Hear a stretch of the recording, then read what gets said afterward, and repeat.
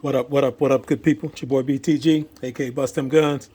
Back at you with another one. So we're going to run through a quick unboxing on this last Kimber. We're not going to dig too deep into it because we've kind of done that song and dance. But because it was a little bit of a different model and there's not a whole lot of content out there on it, I decided to go ahead and do an unboxing on it. But let's go ahead and get the housekeeping out of the way. This video is for educational purposes only. We are in a safe and controlled environment. We're not selling any firearms, nor are we selling any accessories. We're not promoting the sale of any firearms, nor are we promoting the sale of any accessories. Strictly a product review of my own personal equipment. All right. If you're new to the channel, welcome. Appreciate you stopping by. If you enjoy the content, hopefully you hit that subscribe button and come back and see us. If you're a returning viewer, you know I appreciate the support. Appreciate you being along for the ride. And we're going to keep this journey going. So let's get into it. So we've got another Kimber on deck. If you follow the channel, you know we've got a couple. So this bad boy here, we're going to run through this portion fairly quick. Comes in the canvas bag, as do all the other ones.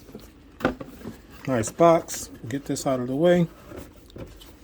Put that to the side. And our bag here, typical accessories, they'll give you an optic plate for it.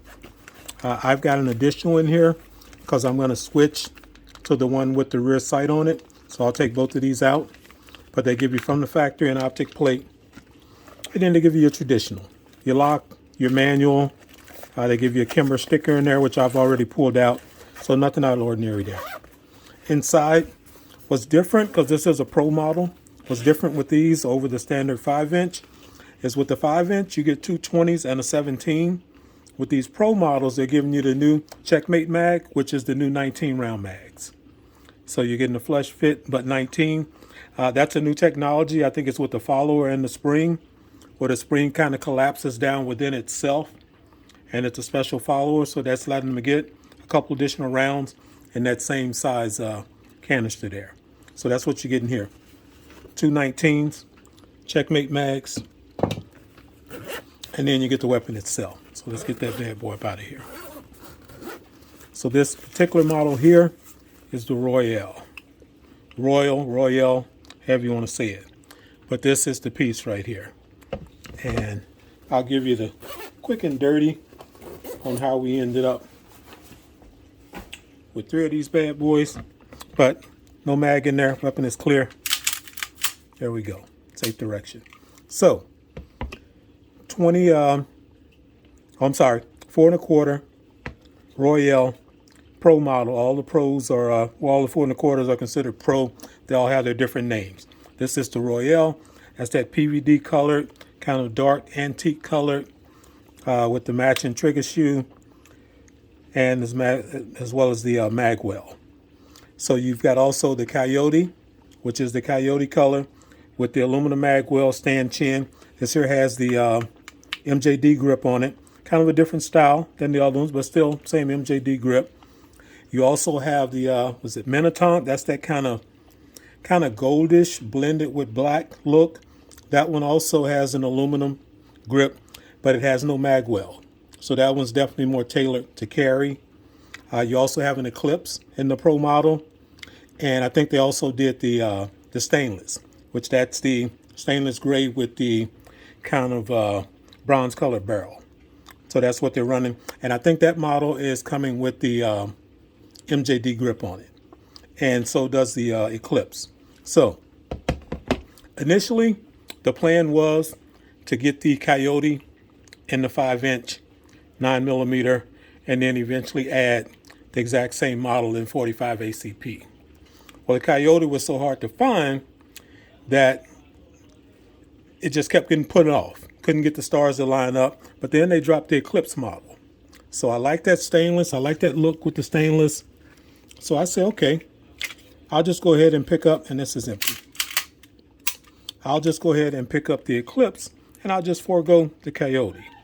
So that was the deal. So I picked up the Eclipse, set it up how we wanted, and that's how we were rocking. But then they dropped the Pro models. So I'm like, okay, I don't have many 4 1/4s, so I'll get the Coyote in the 4 1/4. So talk to my FFL. He's like, yeah, I can get that. So he got a couple of Kimbers in. So I went through, but when I pulled out the Pro, it was the Royal. and that was not the one I wanted. We just had kind of a mix-up because we had talked about so many different guns. So, but I hadn't seen the Royal in person. I had seen it on camera, the little bit of footage that's out there. But when I saw it, I was like, man, that's not the one I wanted. But that is like really nice. But then he also had the Coyote in the 5-inch. So I'm like, it must be meant to be. I debated back and forth. I'm like, I'm going to go ahead and get the Coyote. So I grabbed the Coyote, and I said, now I can still eventually get the 45 in ACP. I mean, the Coyote in 45 ACP and have the matching set on that. So that's not going to be modified. I'm going to leave that like it is. But the more I got that, I picked that up. But the more and more I thought about it, I really like this Royal because that's a nice look. That is a nice look. The color contrast on that bad boy with that polished highs and lows, polished highs and the flat lows, that's a sweet look. So I was like, yeah, I think I want that one too. That's a nice one to have.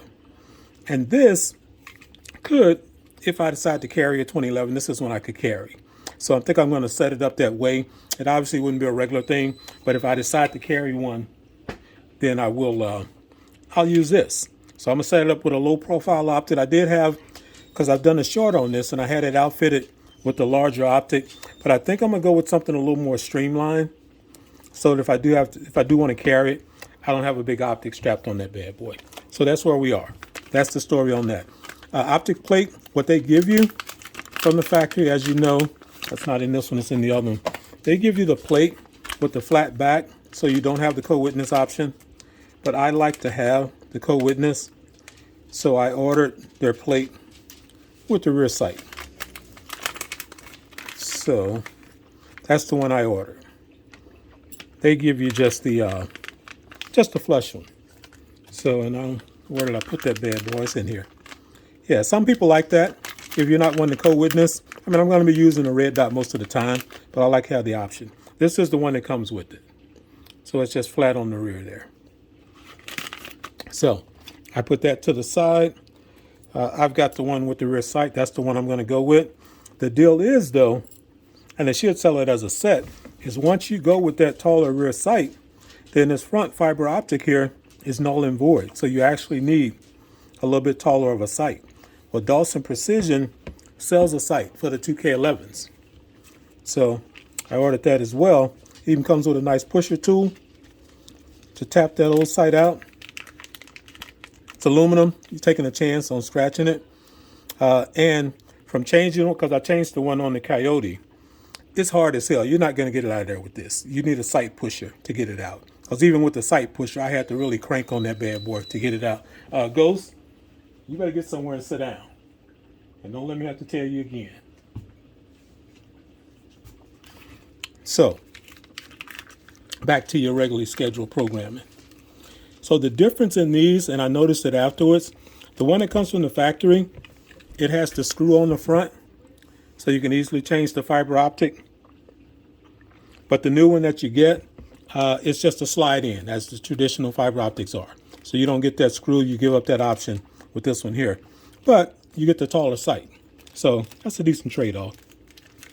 I don't anticipate having to change it often anyway, so that's not a concern. So I'm going to be popping that on there. I'm going to put this plate on there, and we're going to throw that on probably quickly now. But as you can see on this Coyote, and this is empty, bam, you can see that taller sight. So makes a difference. You need it going to that other rear sight. So noticeable difference. But the other caveat on that is that taller sight is actually a little bit wider than your sight slot here. So you have to, it's aluminum, so it's easy to fit. You have to take your aluminum file and take a little bit of that edge off on the outside. You can do one side or both sides, it doesn't matter, because it's going to be inside of the groove here, so you won't see it. But you have to take it down a little bit in order to fit it in there. But it's quick. The aluminum is soft, so it files off real easy. So just keep that in mind if you're picking up that sight. You are going to have to modify it a little bit. So we're going to put the optic on this bad boy, and we've got a Holosun P.ID. That's what we're going to run on there. So we'll throw that on real quick just to give you that look. and then we'll talk about what else we're going to be doing to this bad boy. Because the MJD grip are really nice grips, but I don't like, and some people don't mind, especially if you're doing a lot of shooting and like you might chalk up on the range or something. I don't like that chalky look on the grip. I prefer solid black, jet black. If it's going to be a black grip, I want it black. So, just like I did on the Eclipse, I'm going to put the coating on there to blacken that bad boy out. And it just gives it a nice, solid, cold black look. And that's what I like. So, get that out of the way there. And these plates, when I first got the plate, I was like, man, this is it's a neat design. You've got the little studs that come up through there to mount to. But the more and more I heard people talking, I realized that because you do have those studs that come up through there, it means the screw is going to be a pretty small screw. So you're really taking a chance on that bad boy stripping out or just not getting a good solid grip on it when you're going down in there. Find my little clips here to go underneath the plate. I mean, the good thing is that it's just a clip that goes underneath there and you can easily change it if you wanted to, or if you damage it, or if you strip it. But who wants to go through all that? So these are C&H plates. I think Dawson Precision makes plates for it, but they're much thicker, so it sits the optic higher. So if you don't mind that, then you can go with those. I think the other caveat to those is that they go all the way to the rear of the slide, so you're not going to be co-witnessing with those. So they're not designed for co-witness; they're just designed to mount your optic on there. All right, so let's get that on that bad boy. All right, and we've got some screws here somewhere. All right, got some screws going up in here. The Holosun P.ID is a good size light for this 4 1/4. The lugs that come in there, when you put it on there, it kind of sits out a little further than you'd want. So I kind of did some modifications on it so that it sit back flush against that trigger guard. And my optic is, let's get this plate mounted down on here.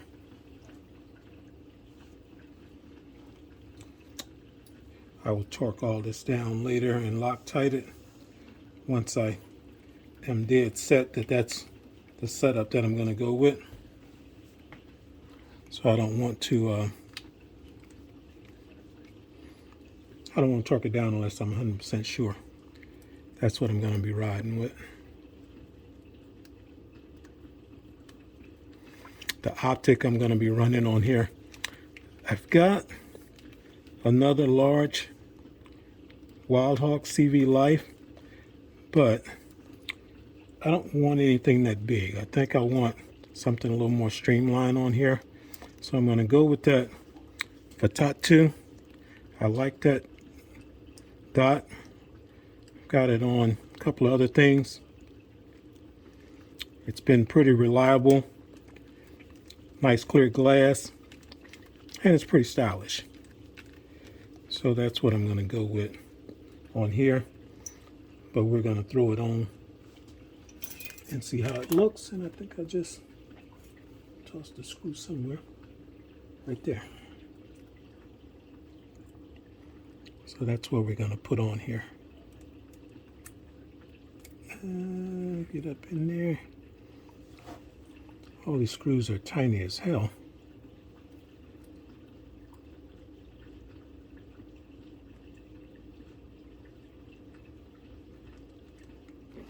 All right, so get this bad boy on here. And we'll leave that there. And we'll break our optic out. So that's their PMD 504. Obviously that's a RMR footprint. So let's get that up out of here.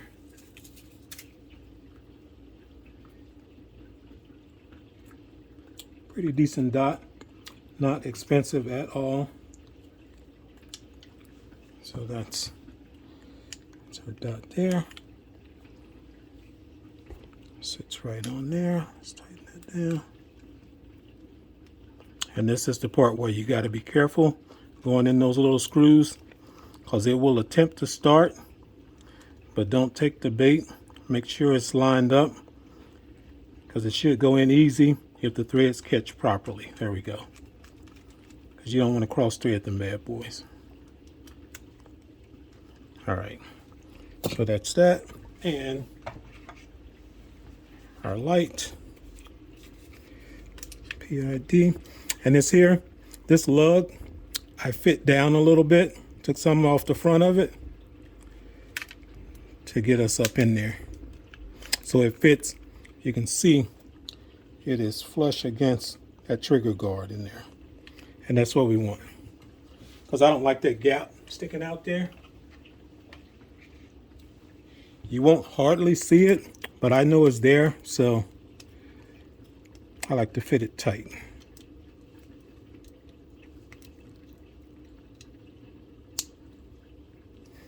All right, so there we go. That's what we're working with there. I think that's a nice look.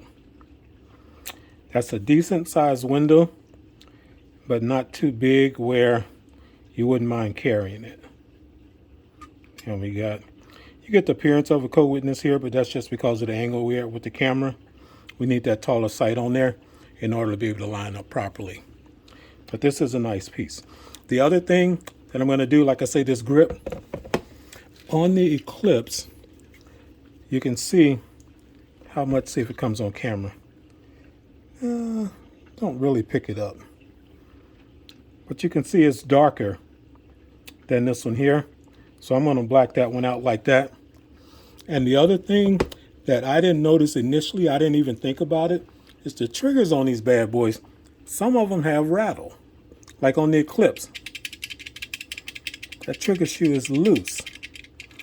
Now I'm pretty sure I can adjust that out, but I didn't even think about it initially. When it's under load, you still got it. But there's your take up. But even beyond the take up, you got rattle there. And the Royal has the same thing. Got trigger rattle. But the Coyote does not. Trigger's tight. So I'll adjust that out. But I didn't notice it myself until I saw in a video somebody else mentioned it. And I went back to look. And I noticed that both of these have it. That's a QC issue. That's something they should have caught and adjusted that out. The trigger is adjustable. It has a screw in there where you can adjust it. So you can adjust it out. But you shouldn't have to. But that's fine, because I'm going to take it off to do the grip anyway. And I want to take it, this comes at it's about 3.5 pounds. So I'm going to take it down to around 2 as far as the trigger pull. But I like this. So we're not going to stretch this out. We're going to get this bad boy out to the range, get some footage, get some rounds through it. I'm going to put that other sight on there, and I'm going to do the grip, and I'm going to set that trigger. So I will probably, well, I'll see. I might mix the range footage with this. This video is already about 20 minutes. So I think I'll leave this at the unboxing, and then I'll do the range footage as a separate video, because we're going to take them all out and shoot them. And this one I think I am going to port it in here, but I'm not going to chunk port it. Just going to put it in here so it keeps the appearance. And that'll just lighten that recoil a little bit. I don't think it's going to shoot much different than the 5 inches, but I'll see. I haven't shot the 4 1/4. I've only shot the 5 inches. So that's why I'm going to take them all out when I go for the range day. But all right. And the other thing that we'll just cover quickly is we do have a case for this bad boy already. You know, I like them hard cases. So got it already kind of modified slightly. It didn't take much. There's an extra slot under here for a mag, which we likely won't need to use that, but we already cut for the optic. This here goes too deep, so I could pull out the other inserts under here once I get more mags for it. So we'll be able to go too deep on each side. But for now, we just got these two in here, and that's our setup. Sticker is actually a sticker that came in the box with it, so that worked out. So I stuck it. It's your boy BTG, aka Bust Them Guns. Check me out on other platforms at Bust Them Guns, Instagram, Facebook, as well as Rumble. This is our Royal 4 1/4 Pro. So stay tuned for the range footage. Hit me up in the comments with any questions. Until next time, holla.